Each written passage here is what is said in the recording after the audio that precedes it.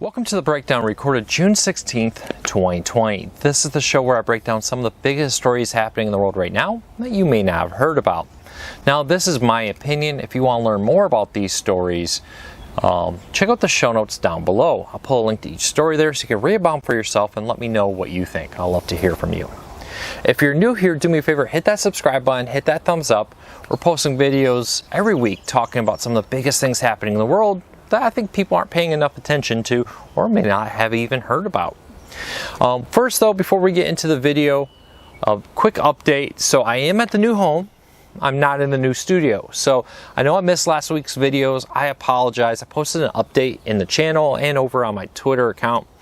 But we lost, in the move, we lost a lot of time. We had our basement flood. Nothing like moving into a new home, turn on some of the water, and find a pipe that leaks. That floods a good chunk of your basement. That was not a good start to the week.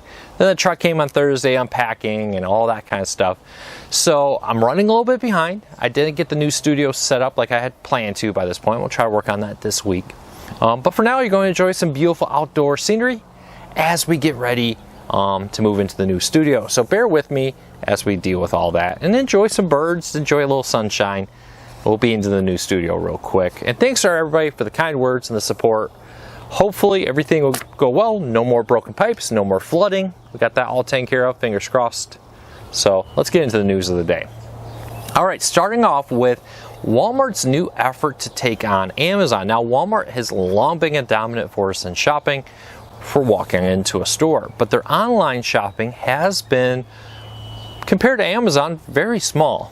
And now Amazon and Walmart are heating up their fight once again to compete for your online dollars. Walmart really wants to be your place that you go online to shop. Now, Walmart has had a lot of success recently with curbside pickups and delivery really expanding their online shopping. But now, Walmart has teamed up with Shopify to bring in more third-party sellers to Walmart.com. One of the greatest successes of Amazon is not necessarily products sold or even sometimes shipped by Amazon. Amazon allows third-party companies to come out and put their products on Amazon.com for shipping. Now, Walmart's done that for a little while now, but it's had relatively limited success compared to some of the other sites like Amazon. To help with that, Amazon's partnering with Shopify to bring in a lot more third-party sellers to expand the amount of content on Walmart.com that you can get to make it much more competitive to Amazon.com. You know, one thing's about Amazon, like them or not, if you go to Amazon.com, more often than not, you're going to find the products you want. And that's what Walmart hopes to do here. So let me know, what do you think? Will Walmart be able to take on Amazon? Will this expanded lineup of products and third-party sellers help? Do you think Walmart has any prayer of becoming more successful in online shopping? Or you think they should focus on retail in stores, online pickup, delivery, that kind of stuff from their grocery stores? Let me know. I'd love to hear from you.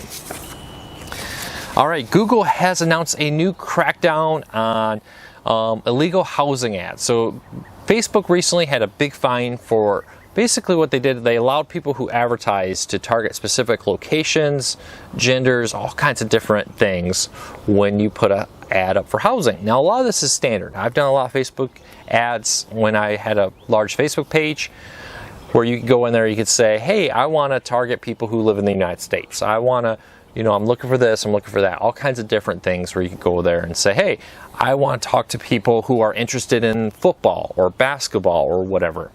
Well, the problem comes in with housing is it's illegal to discriminate and to, only advertise to a specific group of people. And that's kind of where Facebook ran in trouble. Now, Google is coming and saying, okay, we're going to be cautious here. We don't want to end up with a big fine.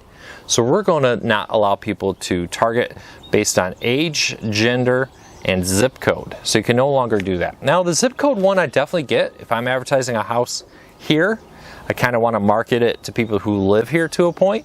Not to say that people from outside won't buy it, but typically when I was a realtor, you know that most people who buy homes come from a certain radius around that home, with the occasional people like me who just moved from Texas up to Michigan to get a home. But that's not the majority of sales. But yeah, you definitely don't want to get caught trying to discriminate based on things like race, gender, sex, age and so forth in your ads. So definitely get why Google is doing that. So hopefully more and more places continue to put protections in their systems to prevent, limiting advertising or limiting housing there. So it'll be interesting to see what happens. All right, so sometimes in the high-tech age, going old school is the best way. And it looks like Pakistan may be going a little old school in their spying against their long-term rival, India. Indian officials, according to Sky News, have come out and said that they've captured a carrier pigeon who was carrying secret messages to spies from Pakistan into India. Apparently, the bird got lost and landed in a village, and the villagers captured it after discovering that it had a message attached to it.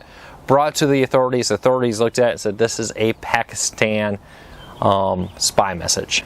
So it's kind of interesting to see that as we get high tech, as all these different ways online come around, it can also be harder to do that because increasingly more and more places are coming out and cracking down, finding ways to monitor internet traffic and more, or in some countries just cutting off internet access.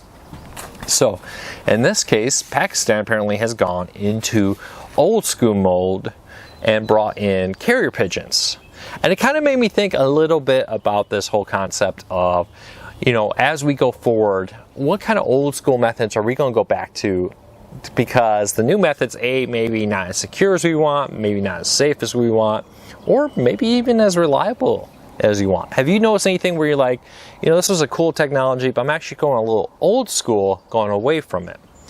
I couldn't really come up with anything in my mind, but there definitely are times where, for instance, I still keep a map in my car. I have one of those Atlas books that sits in the back of my car, just because I have had issues in the past where GPS becomes unreliable, or I don't have internet signal when I'm driving cross country. I guess that's the closest one I could come up with, is maybe I'm not 100% willing, because I drive cross country a lot, or I used to, not as much as I did in the past, willing to fully give up that paper map. Do you have anything like that?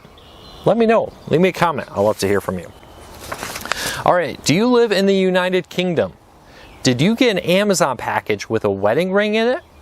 There is Jasmine Paget, P-A-G-E-T. I apologize if I butchered your name, Jasmine, but is looking for a wedding ring. She is an Amazon fulfillment center worker who was packing packages last week and suddenly noticed her ring was gone. Her engagement wedding ring is gone missing. They stopped all work, so Amazon stopped all work at the packing center, and all the employees went through the packing center looking for her wedding ring, failed to find it. And so all the packages were delivered over the last weekend, and she has gone online asking anyone in the UK who received a package with a wedding ring you did not order to please contact her, let her know, because she is desperately looking for her wedding ring. So do me a favor, if you live in the UK or know people in the UK, share this story, link in the show notes down below, and hopefully we can help her find her missing wedding ring. That would be amazing. But apparently this is not unusual. In Australia, a woman who was working at a grocery store, lost her wedding ring, and somehow, I guess she was probably working at the distribution center, which, packages a lot of stuff, ships out to different grocery stores all over 125 miles away, or excuse me, it says nearly 125 miles away. I know some people would point that out on me. A customer bought a thing of green beans to find her wedding ring and was successfully able to reconnect with her and bring her wedding ring again. I actually had something like this happen. I think it was 2 years ago. We had the big family party on my mom's side, and we do the whole gift exchange, where you'll give a gift for this person, I'll do one, and everybody gets a gift from somebody. My aunt had my gift that year, and at the bottom of her package was her wedding ring. She'd been looking all over for her wedding ring. They even thought they may have left it at a Subway and gone back to Subway and took apart the store and was doing everything for a couple weeks. Lo and behold, I didn't even realize it at first, so I did it, how we saved the gift bags. We put them all in a big box, and I was going through the gift bags, picking up everything, and I noticed a wedding ring. And sure enough, it was my aunt's wedding ring a couple weeks after she lost it. So she had pretty much thought it was gone at that point. So I have had that happen. A few years ago, I lost a bunch of weight. and I had my wedding ring on, and was in Starbucks, spilled some powdered creamer on my shorts, and I just kind of brushed them off with my hand. I heard a ding, and my wedding ring was rolling down the Starbucks floor there. So let me know, have you ever lost your wedding ring like that? Had it returned? Have you ever found somebody's wedding ring in that situation? I'd love to hear from you. So restaurants, I don't know about you, down in Texas, they've hit about 75% to, I think maybe even 100 in a few areas, occupancy. Up here in Michigan, they're at like 25% occupancy. Well, this raises an issue of a lot of empty seats. In restaurants, one of the things you learn in business is an empty looking restaurant doesn't attract people. You want a restaurant that's pretty full, that makes, oh look, there's people in there, I want to go in there.